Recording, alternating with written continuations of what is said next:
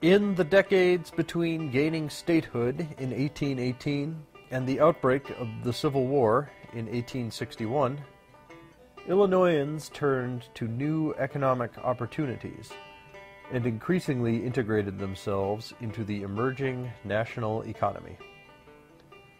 Their efforts met with grave setbacks, as in the case of the long-delayed Illinois and Michigan Canal Project, and the larger economic depressions of 1837 and 1857. But by 1861, Illinois had emerged as the home of a prosperous agricultural economy. Chicago, blessed with its location at the southwestern edge of the Great Lakes chain, became the nation's northwestern transportation hub and commanded a vast agricultural hinterland that extended to the Northwoods and the Great Plains. Working men found Illinois hospitable from the start. A general labor shortage pushed wages higher than those found in Europe, or even on the eastern seaboard. For those seeking a farm, public lands abounded. Such conditions attracted immigrants. American settlers first arrived in Illinois from the southern and mid-Atlantic states and gathered along southern Illinois river bottoms. There, they found rich soils and ready access to water transportation, linking them with home.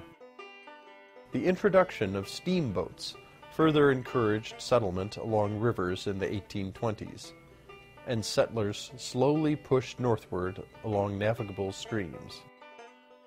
Illinois' early riverine economy moved goods down the Wabash, Ohio, Illinois, and Mississippi rivers to the trading ports of St. Louis and New Orleans.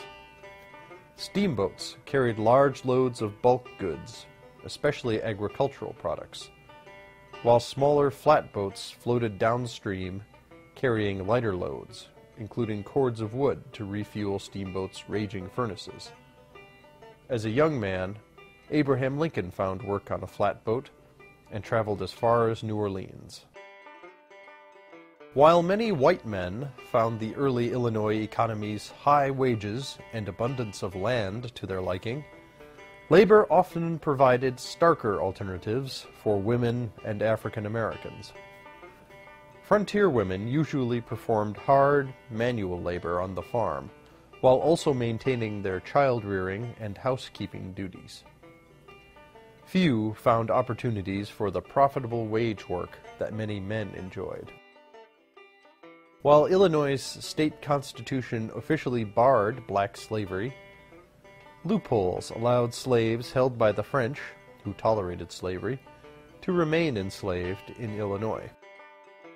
Supporters of slavery also negotiated a system of indentured servitude that allowed masters to keep African Americans in a state of practical slavery, masked by the convention of contract labor.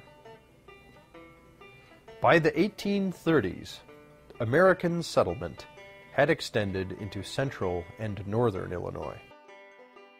In 1820, the federal government had maintained land offices in only 3 southern Illinois towns. By 1831, 8 such offices handled a rapidly growing land business as far north as Chicago and Galena. The rush to settle Illinois provoked widespread land speculation.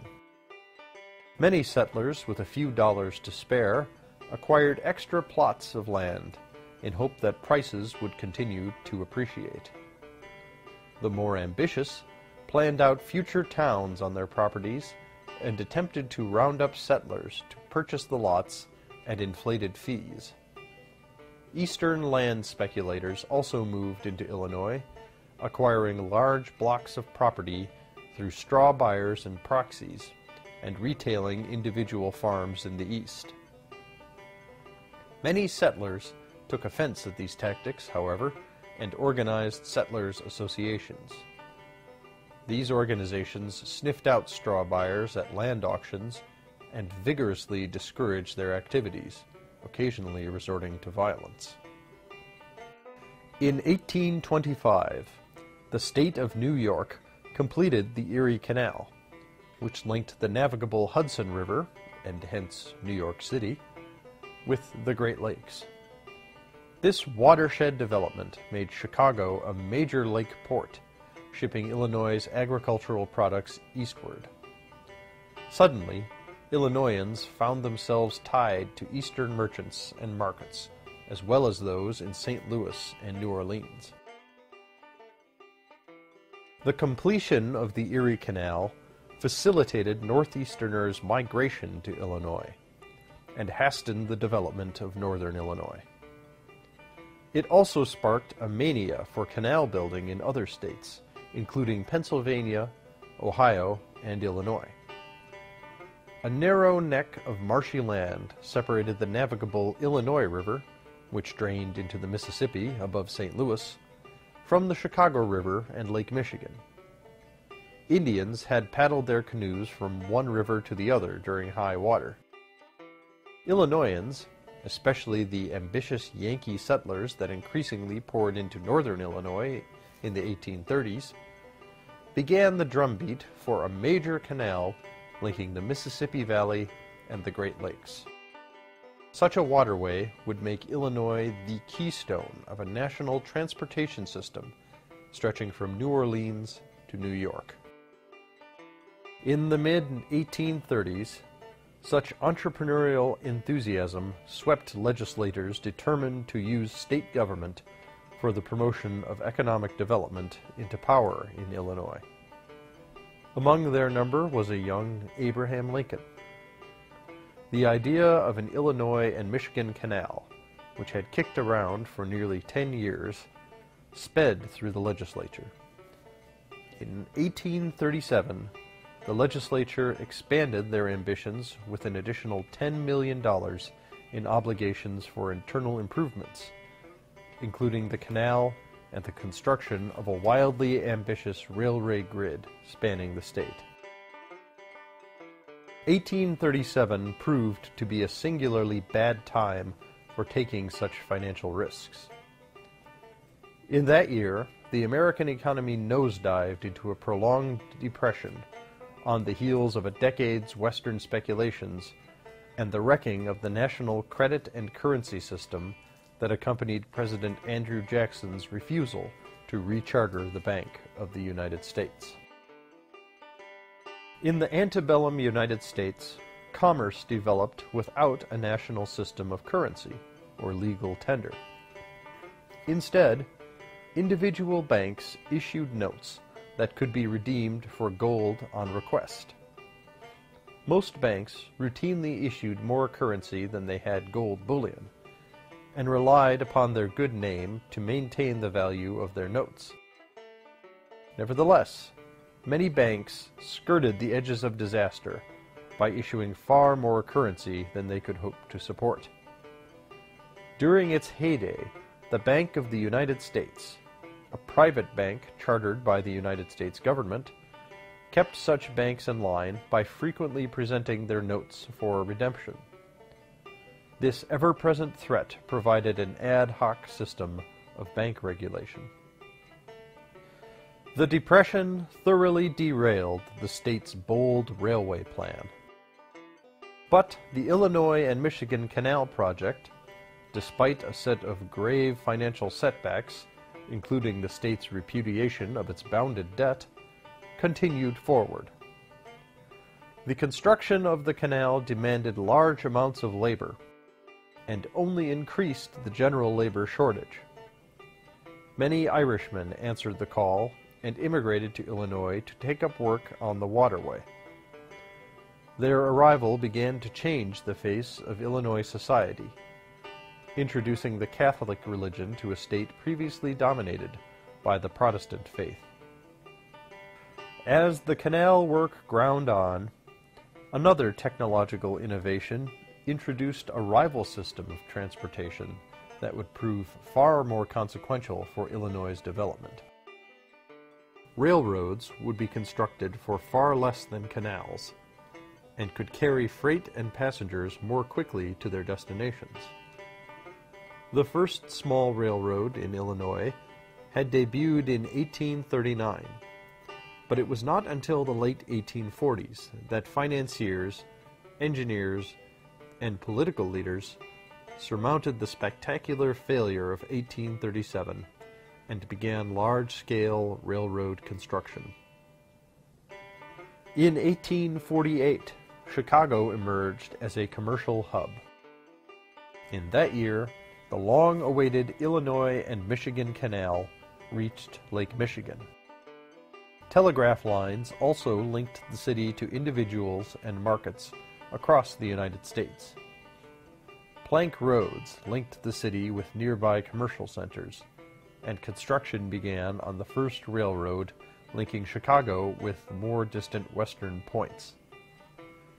Cyrus McCormick, the inventor of the mechanical reaper, arrived from Virginia, and the first stockyard began its operations in Chicago.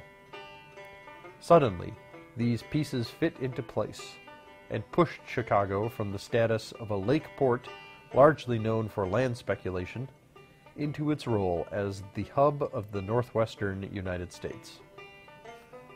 No American city gained more from the rise of railroads than Chicago.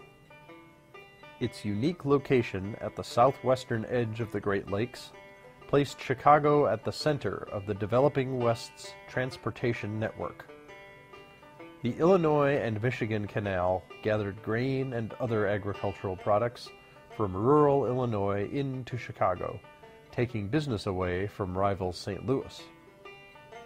Chicago merchants purchased these materials and forwarded them to the east via the Great Lakes and the Erie Canal.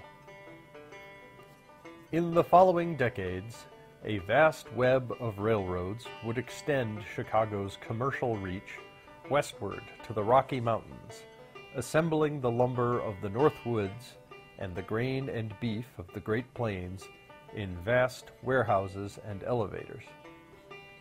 Chicago merchants would use these rails to distribute hardware, household goods, and even prefabricated homes themselves to their vast commercial hinterland.